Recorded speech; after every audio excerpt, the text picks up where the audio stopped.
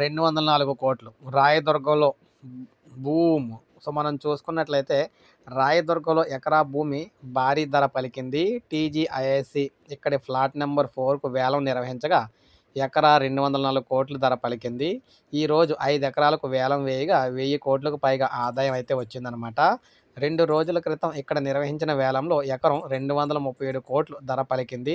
ఇప్పుడు 1490 కోట్లు ఆదాయం అయితే వచ్చిందనమాట. అప్పుడు 2 విడతల్లో కలిపి టీజీఐఐసీకి సుమారు 2500 కోట్లు ఆదాయం అయితే లభించింది.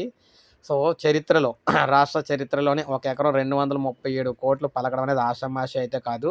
కేవలం 10 ఎకరాలు అమ్మితే వారికి చూసుకున్నట్లయితే దాదాపు 10 ఎకరాలు చిల్లర అమ్మితేనే 2,2500 కోట్లు అయితే వచ్చేసినాయి ప్రభుత్వానికి అనమాట. సో, ఇంత వారంగా భారీగా అయితే హైదరాబాద్‌లోని భూముల రేట్లు అయితే భారీగా పెరుగుతున్నాయన్నమాట. సో, ఇది మనకు అప్డేట్. లైక్ చేయండి, సబ్స్క్రైబ్ చేసుకోండి. మన ఛానల్ సబ్స్క్రైబ్ చేసుకొని ఫాలో అవుతుండండి.